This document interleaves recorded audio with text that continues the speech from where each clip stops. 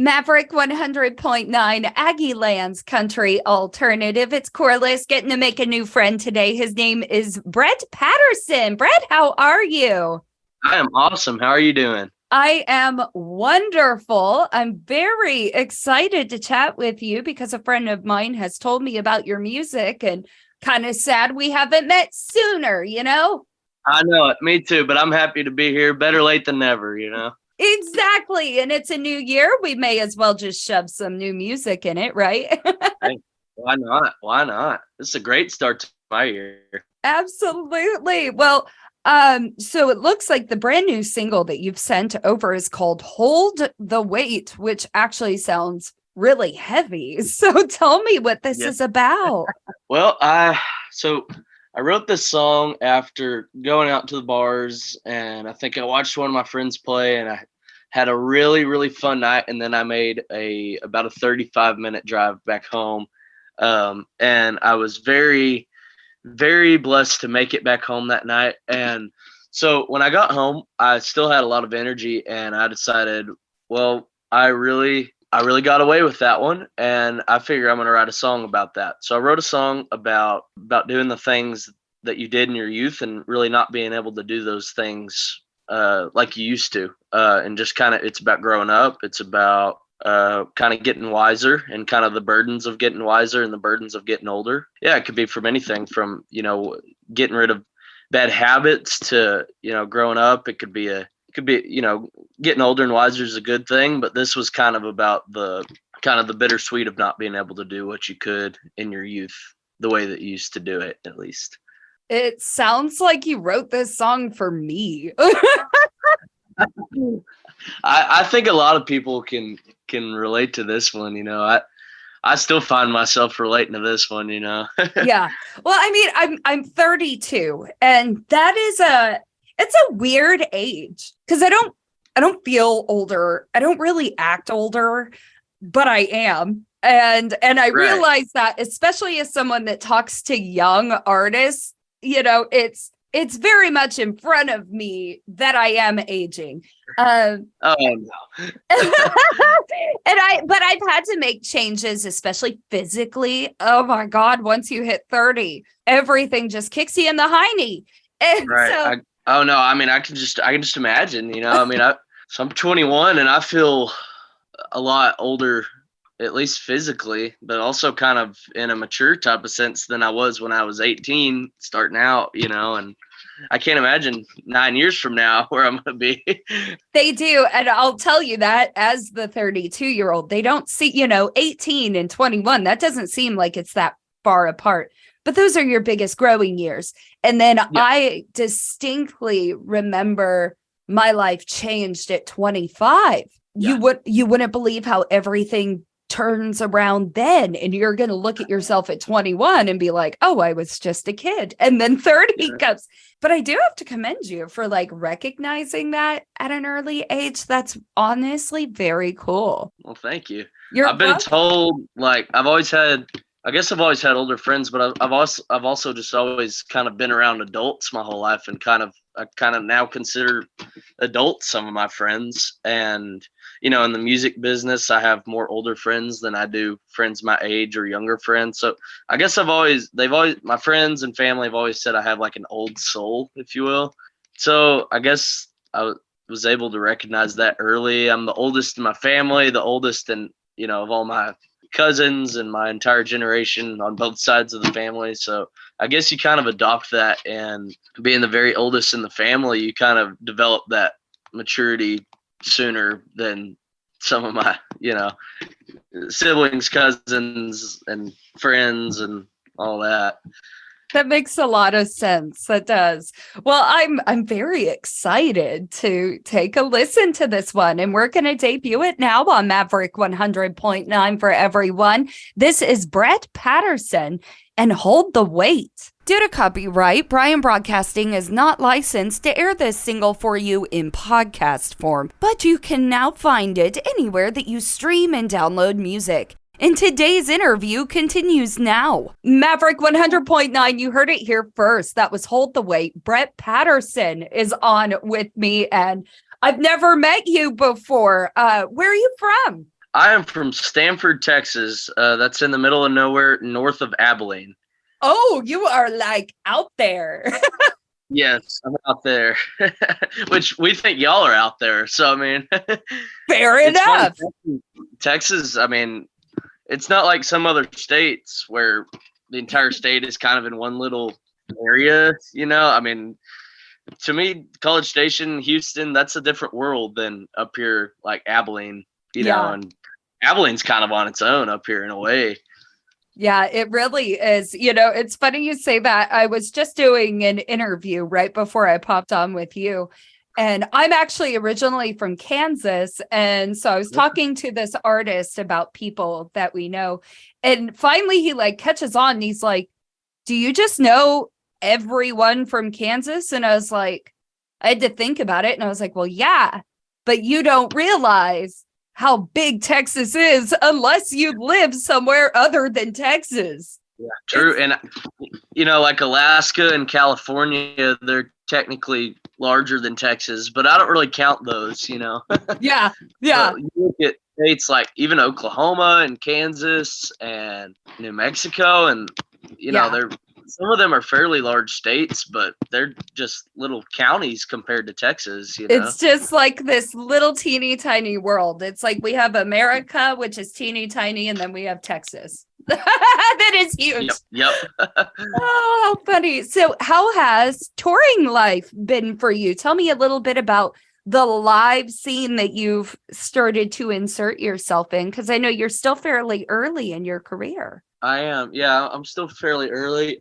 So I started touring, when I graduated. I played my first public show a week after I graduated. And since then I've kind of hit the ground running. It's kind of gone in waves, at least in the last year. But my first year of college, my second year of college, I mean, you could count on at least 2 gigs a weekend, from Abilene branching out towards all the way to Dallas. I've never played towards College Station or Houston. I would like to. I've played in San Antonio before. I've played in Oklahoma before. I play a lot in the Stephenville, Fort Worth area, Granbury, but it's cool. I've met a lot of cool people along the way. It has kind of affected my health, though. I'm not gonna lie. I've taken a little bit of a step back from touring as often as I used to because I have really bad allergies, and it often affects my allergies and my throat and kind of my energy. So it's cool. I'm getting a little bit more less into the touring side of things and a little bit more into just trying to make good music and see where it takes me. But I'm playing in Stephenville this Thursday, so I mean I'll never quit touring completely. I'm just taking a little bit of a slowdown, a little bit of a step back, I guess you could say.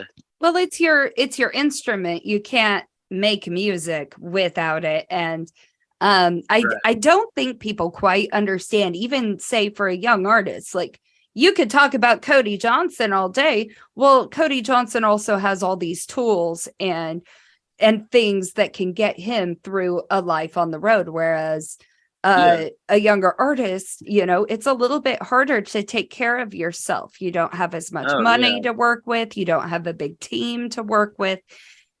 And I tell you what, you talk about you haven't really made it out to College Station. If your allergies are that bad, boy, you stay away. Yeah, really. It is so See, every bad time here. I go up towards, I bet every time I go up towards like Lubbock and Amarillo, I'm sick for 2-3 days afterwards. I've actually had that exact same. Horrible. I know. Well, and I always say Lubbock is the Kansas of Texas. It's the exact same thing. Yeah. It's flat and it's boring and there's not much to do except drink, really. Right. There's good people. There's good bars. There's good musicians. I give them all of that. It's just the land and the allergies and the travel. Yep. Nope. Yep. It ain't me. Really, if you take out the people and the music, I would think, why would I ever go up that way? But I love my Lubbock people. I love my Lubbock people to death. And Lubbock music is one of my favorite music towns. Me too. I've always thought that College Station and Lubbock, especially if you're the type of person that visits both like I have, it's like a mirror, and it's just this extraordinary love of music, and I couldn't imagine living anywhere else. No, and it's just this like the whole, I say town, they're both cities now, but I mean the whole city, everybody values that. Everybody values that up and coming music. Everybody values, the Blue Light in Lubbock or the Tap in College Station, those types of venues that really value those up and comers and give them that chance before a lot of other people do. I think that's special. Yeah. Anybody who ever visits the Blue Light in Lubbock, if you ever make it out there, take a good hard look around. There is a Corliss sticker like peeking out at you, just for anybody that I'll needs check to that out next time I go up there. It's a little creepy, but it is eye level. Well, so speaking on that then, so trying to keep the touring at a manageable pace, which good for you recognizing that right now, but working harder on the music. Do you already have new stuff in store for us that we need to be looking for? All the Way is my most recent single, and I'm gonna give it a few months, or at least a couple months before I release anything new. But I did, the day that we recorded Hold the Weight, we also recorded another song called Lily, and I'm kind of in the process of deciding if I want Lily to be a single or if I want to put it on the next EP. So I'm kind of deciding that, but I'm writing some new ones, and I think we're gonna get in the studio either this month or next month. Awesome. Yeah, this is really the planning part of our year. It is the sit down, make goals, make plans. But it sounds like you've got all the tools to launch a really great year for yourself. And I'm so happy to hear that. Well, thank you. Yeah, I think so too. I think it's going to be a different year than I've ever experienced. Because I have different values this year than I have in the past 2 or 3. But I think the music is going to speak for itself. I think this will be one of the best years, at least of music coming out. And I might not have as many tour dates in the books, but the songs that I've been writing lately, I'm really, really, really excited. I think more excited than I've ever been to put them out there. And there's a lot of confidence in those songs and feeling like I'm making the best music that I can right now. That is really cool. I do have to ask, where does that confidence come from? Because that's actually a unique trait. Yeah. Well, I didn't always have it, but I think it's just knowing that I'm writing the songs that can really relate to what I'm kind of going through in life. And just a lot of maturity I've just gained a lot of maturity since I was 18, 18 writing my first songs, 19 releasing my first album. I look back and I kind of cringe at the songs that I was writing and releasing at that time, and I just feel like I'm more of a man than I was back then. I feel like I was just kind of a kid trying to rhyme some words back then, That's actually a good thing though, because you're recognizing it and you're growing. That is awesome of you. That's what it's all about, Maturity has come up. Mind, Yeah, like maturity's come up in this conversation so much, and that's a mature thing. And I mean, you're talking about your age now and the work you were doing at that time. You also started college at that time. You also went through a worldwide pandemic. Yes. I think you had to, these past 3 years for you, you've had to double down on the life lessons that most 18 to 21-year-olds don't have to. Yeah. Absolutely. You are going to be in that group of a very special generation of humans. And I think you're going to see that 10 years from now. I think you're going to understand that there were a select few in that age group I think they're going to own the world, man. I believe in you. I hope you're right. Yeah. It's just you still got to keep working to make it happen, but I believe that you can do that.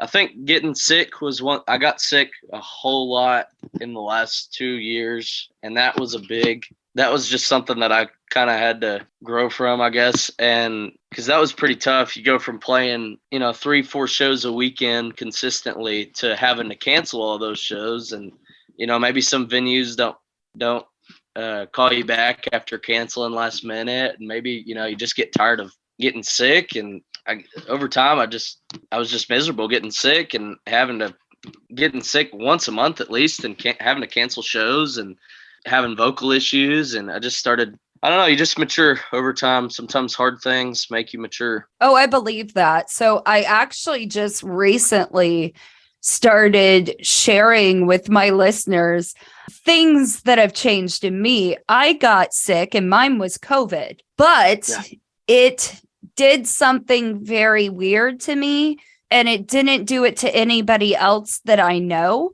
And so I have no one to relate to. I've been to every specialist you can imagine, because we don't know if it's a stomach issue, an esophagus issue, a throat issue, ears, nose, sinus, but basically I couldn't eat. And I've lost all muscle mass and everything in my body because I couldn't eat for a good part of a year. And so I used to be this lively, vivacious, outgoing type of human, and I had to slow down. And now I'm someone that I can't go to a concert unless I can sit. And people aren't used to that. And I changed, and some people didn't like that change. And that's unfortunate for them, because I had no control.